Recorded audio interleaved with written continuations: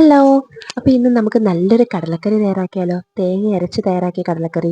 അപ്പത്തിൻ്റെയും ചപ്പാത്തിൻ്റെയും പുട്ടിൻ്റെയും എല്ലാത്തിൻ്റെ കൂടെ കൂട്ടി കഴിക്കാൻ പറ്റിയ ഈ കടലക്കറീൻ്റെ റെസിപ്പി കാണുന്നതിന് മുമ്പ് ആദ്യമായിട്ട് എൻ്റെ ചാനൽ കാണുന്നവർ സബ്സ്ക്രൈബ് ചെയ്തിട്ട് വീഡിയോ ഫുള്ള് കാണാം.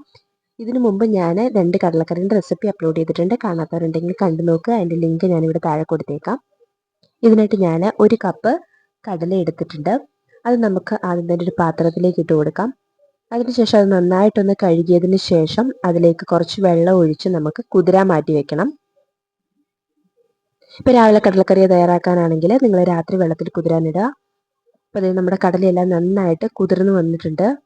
ഒരു 5-6 മണിക്കൂറെങ്കിലും എടുക്കും. ഇനി നമുക്കിത് നന്നായിട്ട് കഴുകി കുക്കറിലേക്ക് ഇട്ട് കൊടുക്കാം.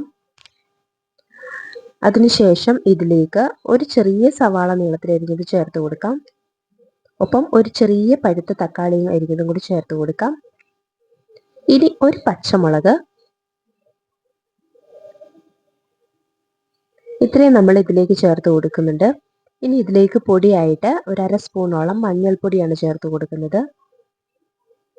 അതിനുശേഷം കടലയ്ക്ക് ആവശ്യത്തിനുള്ള ഉപ്പ് ചേർത്ത് കൊടുക്കാം. 1 സ്പൂൺ ഉപ്പാണ് ഞാൻ ഇപ്പോൾ ചേർത്ത് കൊടുക്കുന്നത്. ഇനി ആവശ്യമെങ്കിൽ നമുക്ക് പിന്നെ ചേർത്ത് കൊടുക്കാം. ഇനി ഇതിൽ ഏകദേശം നിരക്കണ വെള്ളം ഒഴിച്ചു കൊടുത്ത് നമ്മൾ കുക്കർ അടച്ചു വെച്ച് ഒരു 5 വിസിൽ വരെ അടുപ്പിച്ചെടുക്കാം. ഇപ്പോൾ ഒരു 5 വിസിലിന് ശേഷം നമ്മുടെ കടലെല്ലാം നന്നായിട്ട് വെന്ത് വന്നിട്ടുണ്ട്. ഇനി ഇത് മാറ്റി വയ്ക്കാം. ഇനി ഇതിനുള്ള അരപ്പ് തയ്യാറാക്കണം. അതിനായിട്ട് ഒരു പിടി തേങ്ങ ചിരണ്ടിയത് ഒരു പാത്രത്തിലെടുക്കാം. അതിനുശേഷം ഇതിലേക്ക് ഒരു 1/2 സ്പൂണോളം പെരുംജീരകം ചേർത്ത് കൊടുക്കാം. വലിയ ജീരകം. അതിനുശേഷം അതിലേക്ക് നമ്മൾ നേരത്തെ വേവിച്ച് വെച്ച കടല 1 സ്പൂണോളം ചേർത്ത് കൊടുക്കാം. ഈ കടല ചേർക്കുമ്പോൾ നമ്മുടെ കറിക്ക് നല്ല കൊഴുപ്പ് കിട്ടും. ഇനി അരച്ച് നമ്മളത് മാറ്റി വയ്ക്കാം. ഇനി നമ്മളൊരു ചട്ടി എടുപ്പത്ത് വെച്ച് അതിലേക്ക് ആവശ്യത്തിനുള്ള വെളിച്ചെണ്ണ ചേർത്ത് കൊടുക്കാം. എണ്ണ നന്നായിട്ട് ചൂടായി വന്നതിന് ശേഷം ഇതിലേക്ക് 1 സ്പൂണ് കടുക് ചേർത്ത് കൊടുക്കാം.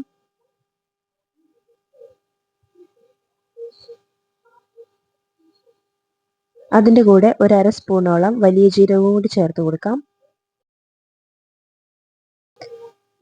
ഇതെല്ലാം നന്നായിട്ടൊന്ന് മൂത്ത് വരുമ്പോൾ ഇതിലേക്ക് 1 സ്പൂണോളം ഇഞ്ചി വെളുത്തുള്ളി ചതച്ചത് ചേർത്ത് കൊടുക്കാം.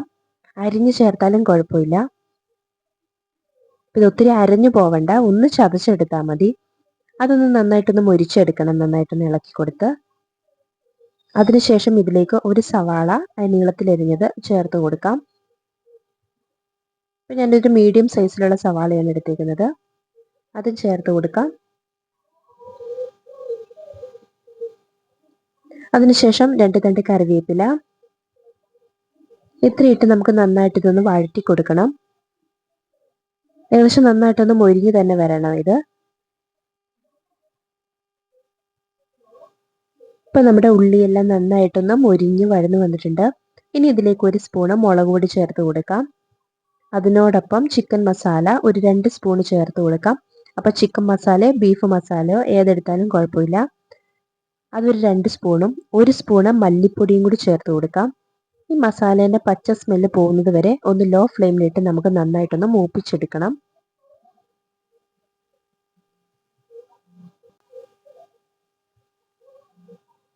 നന്നായിട്ട് ഒന്ന് മൂത്ത് വന്നതിന് ശേഷം നമ്മൾ നേരത്തെ വേവിച്ച് വെച്ചിരിക്കുന്ന ആ കടലയും വെള്ളവും കൂടി ഇതിലേക്ക് ഒഴിച്ചു കൊടുക്കാം.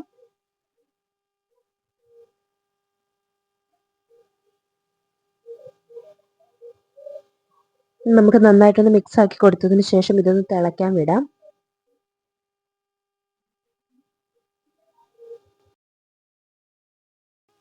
നന്നായിട്ടൊന്ന് തിളച്ച് വന്നതിന് ശേഷം ഇനി നിങ്ങൾക്ക് ഉപ്പ് ആവശ്യമുണ്ടെങ്കിൽ ഈ സമയത്ത് ചേർത്ത് കൊടുക്കാവുന്നതാണ്.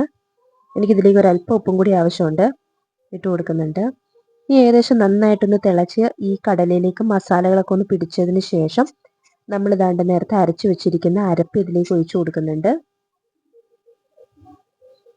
നന്നായിട്ടൊന്ന് മിക്സ് ആക്കി കൊടുക്കാം. കുറച്ച് വെള്ളവും കൂടി ചേർത്ത് കൊടുക്കാം നമ്മുടെ ചാറിന് ആവശ്യത്തിനുള്ള. നന്നായിട്ട് മിക്സ് ആക്കി കൊടുത്തതിന് ശേഷം ചെറിയൊരു തിള വരുന്നത് വരെ നമുക്ക് ഇളക്കി കൊടുക്കാം. ഇപ്പം ഏകദേശം ചെറിയൊരു തിള വരാൻ തുടങ്ങിയിട്ടുണ്ട്. നമ്മുടെ കറിയൊക്കെ നന്നായിട്ടൊന്ന് കുറുകി വറ്റി നല്ല പാകത്തിന് വന്നിട്ടുണ്ട്. ഇനി ഈ സമയത്ത് ഇതിലേക്ക് കുറച്ച് തേങ്ങ വറുത്ത് വെച്ചിട്ടുണ്ട്. കുറച്ച് എണ്ണ ഒഴിച്ച് ചട്ടിയിലിട്ട് തേങ്ങ വറുത്തത് അതിലേക്ക് ഒരു 1/2 സ്പൂണോളം ചിക്കൻ മസാലയും കൂടി ഇട്ടൊന്ന് മൂപ്പിച്ച് ഇതിലേക്ക് ഒഴിച്ചു കൊടുത്താൽ ഒരു പ്രത്യേക സ്മെല്ലായിരിക്കും കറിക്ക്. അപ്പം ഇങ്ങനെ ഒന്ന് തയ്യാറാക്കി നോക്കുക. അപ്പം അങ്ങനെ നല്ല അടിപൊളി തേങ്ങ അരച്ച് തയ്യാറാക്കിയ കടലക്കറി ഇവിടെ റെഡി ആയിട്ടുണ്ട്. ചൂട് പുട്ടിൻ്റെ കൂടെയും അപ്പത്തിൻ്റെ കൂടെയും ചപ്പാത്തിൻ്റെ കൂടെ ഒക്കെ കൂട്ടി കഴിക്കാൻ പറ്റിയ ഒരു അടിപൊളി റെസിപ്പിയാണിത്. അപ്പം ഇത് തയ്യാറാക്കി നോക്കാത്തവരുണ്ടെങ്കിൽ ഇങ്ങനെ ഒന്ന് തയ്യാറാക്കി നോക്കുക. ഇതിനു മുമ്പ് ഞാൻ വേറെ കടലക്കറീൻ്റെ വീഡിയോ അപ്ലോഡ് ചെയ്തിട്ടുണ്ട്.